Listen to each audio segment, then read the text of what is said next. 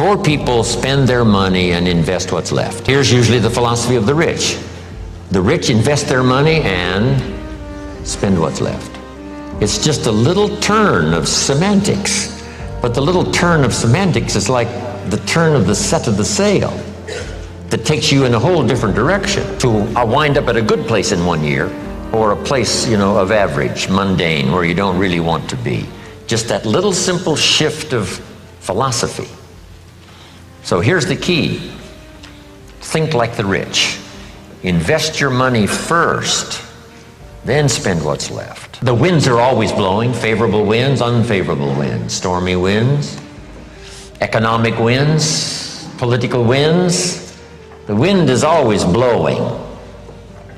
But to arrive at a predetermined destination, it is not just the blowing of the wind that we have to deal with. Here's the major part, the set of the sail. The set of the sail is what you learn. Guidance on how to trim the sail, set the sail. Here's one of the major goals to go for, financial independence. So here's my definition of financial independence. The ability to live from the income of your personally invested resources. Here's one of the advantages of financial independence. Now you can work or not work, or you can certainly choose the work to do. Now you can work by choice, not by necessity. And here's one of the best, to be able to work for joy and not for necessity. At first, of course, we have to work for necessity. But if you can finally reach the point where you can work for joy, not for necessity. That happened for me all those years ago. My father kept talking about financial independence, debt-free, no one having a claim on your assets, finally being able to live from the income of your invested resources. I remember the joyful day when that finally arrived. So what I've done now, most of my life, I've had the unique privilege of working for joy, not for necessity. Not that the joy doesn't bring you more income. Not that working for joy doesn't make you another fortune. It certainly has for me, right? Another fortune and another fortune and another fortune. But not because I had to, but because I wanted to. I work now for joy and not for necessity. Key phrase to understand, we should teach this to our children. Economics is major. Everyone has to major in economics. Number one, for personal survival, to produce enough to take care of yourself. The first, economics. The next good phrase on economics, it's not what you earn, it's what you do with what you earn that makes the great difference in your financial future. All of this is determined by your own philosophy. It's important early, and kids have to have a personal philosophy working even when they go to school. Here's a good definition of your personal philosophy. A guidance system. And it does simply two things. Helps you to see the opportunities, take advantage of those. Helps you to see the dangers, minimize those. And as we learn and grow, we learn hopefully early to spot the dangers so they don't overcome us. Hopefully we learn early to see the opportunities and take advantage of those, maximize them if we can. That guidance system is like a sail on a sailboat. The Sunday morning sermon, the lyrics of a song, the dialogue of the movie, words put into good structure so that they deliver enlightenment, information, knowledge. And we use that to set sail. And it isn't that you set sail once and then that's it and it's over. It is a continual setting of sail every day, every month, every year. Setting sail economically, trimming the sail. For your good health, you just have to set sail toward the destination you wish to reach, having good health. Here's one of the better phrases. Everything by longevity tends to get off course. When the early astronauts made those trips to the moon, on the way to the moon, here's what they had to engage in, mid-course corrections. They look at all the gauges, and some solar winds that they didn't expect has pushed them off course as they look at the gauges. Now they must fire the little rockets to get the spaceship back on course. And it's especially critical if you're headed for the moon. If you're in an airplane and you miss Los Angeles and, make San Francisco, you're okay. But you can't miss the moon. And here's why. If you miss the moon, you can't get back. So just put this little note now. It's a pretty serious note. Some destinations are critical. Number one, if you think it's impossible, it isn't. Here was point number two. If you think you know everything, you don't. Wow, that's good. Point number three. If you think you're alone, you're not. Your philosophy, whether it's your philosophy about economics or your philosophy about marriage or your guidance system about good health, it's easy to get off track. So by longevity, we start, and sure enough, it drifts off course. And that's what sermons are for. And that's what the lyrics of the songs are for, and personal conversation, is to get us what? Back on track. Back on track. And hopefully we're not too far off track so that it doesn't take too long to get back on track. Now, your philosophy about money. Someone mentioned the other day the love of money. If you could do better, should you? That's not a bad question. Now, let's talk about financial independence. When I meet Mr. Shoaff, I'm not in good shape. Here's where I was when I met him. Pennies in my pocket and nothing in the bank. Here's what he said. Now to get started in a whole new direction, here's what you need to do. You need to develop a financial statement. And a financial statement is very simple.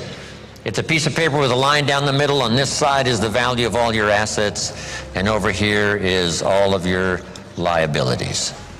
Here's what you've got in terms of worth, and here's what you owe. And then when you add up all of the value of your assets and you add up all that you owe, called liabilities, we come up with what we call now, finally, when you subtract one from the other, your current net worth.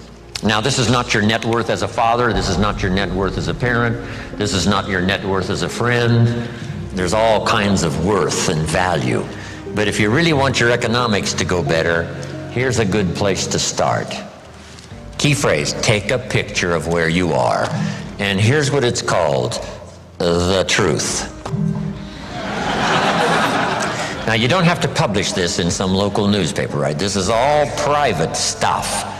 But you have to say, finally, there's no use kidding myself. I got to take a picture of where I am. I got to know how good it is, or I got to know what?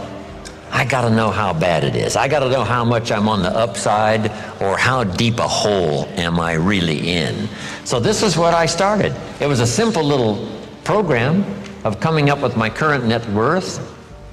My liabilities, that was easy. I owed my parents, I owed. I made the third borrowing on my car, and he was threatening to come and get it, drag it down the road. So I had plenty of liabilities. On the asset side, I put my furniture even. I put everything I could think of. My shoes. Wouldn't the Salvation Army give me $2 for my shoes? I am scrambling. And when I did this exercise, guess what it did? It really soberly gave me a current picture of where I was. And guess what? I was unhappy. But here's what's important about the truth. It sets you free. Number one, free to correct old errors in judgment. That's what the truth is for. The money is always there, either to spend or invest. The difference in what you do with it is based on philosophy, not economy. It isn't the state of America's economy that makes the difference. It's the difference in your philosophy. Here's a book on how to get rich. It costs $20. Somebody says, well, a poor person can't buy that book. Say, no, it's only 7 Coca-Colas. And you either spend the money on 7 Coca-Colas or a $20 book that teaches how to get rich. So jot this down. Everybody has the money. Even the poorest of the poor. The key is how to spend it. The key is what to spend it for and how you spend it. First, how you earn it is determined by your philosophy. Second, now, how you spend it is determined also by your personal philosophy. It won't take long now to jot this down. It takes a little longer to go do it, but here it is. What to do with a dollar? If a child asks what to do with a dollar, here's my suggestion. Never spend more than 70 cents. 70 cents. You've got to pick some number, right? This is the number I've picked, right? Listen to Brian, listen to Dennis, listen to me, and then refine your own to suit you. But I suggest don't spend more than 70 cents. Here's where the other 30 cents goes. 10 cents, 10% of your income for charity, church, whatever, supporting worthy projects, teaching children here to become generous. If kids understand generosity, they'll give you 10 cents out of every dollar that they earn. And this is a good place to start. It's easy to give 10 cents out of a dollar. A little more difficult to give 100,000 out of a million. You say, oh, if I had $1 million, I'd give 100,000. I'm not that sure. We better start you early, right? So that when the big money comes, it'll just be automatic. You won't even have to think of it. Here's the next 10 cents. Active capital. Try to make a profit. It's called buy and sell. I learned to do this starting at age 25. It's how I made my first fortune. Buying and selling. Like the little boy who buys a bottle of soap for $2 and sells it for $3. Now the third 10 cents is passive capital, which means let somebody else use this 10%. You put this to work and see if you can't make a profit. This is to let someone else use it.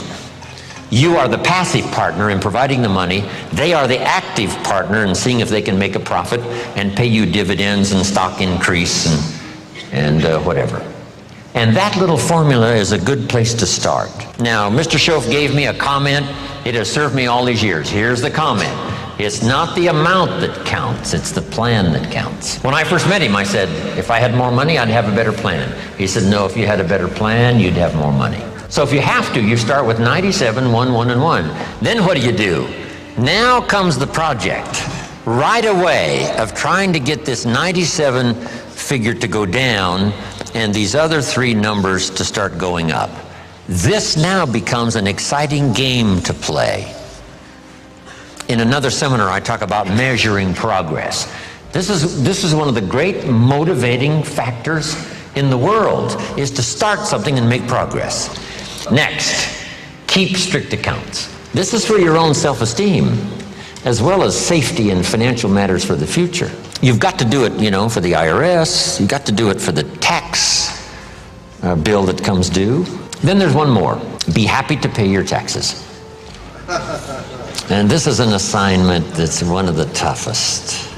Yes, the government needs to go on a diet and slim down and not spend quite so much. That's also true. But it's true of what? All of us. This is the deal. We're in all of this thing together. So finally, when I understood what this was all about, I finally became a very strange creature called a happy taxpayer. That's it. Here's the next one now. This is only a suggested plan. This is not written in any law. Most advantages and benefits for the future are not written in law. There's no law that says you must not have a heart attack. Where is it written? There is no law. That you must demand of yourself. There is no demand that you have a good financial plan that'll safely take care of your family for the future. There is no law. You could be careless and lose it all and finally have to be supported by the state. So there is no law that you must be responsible and have a good financial plan. You must demand it of yourself. So I'm asking you to make that note. It's what we demand of ourselves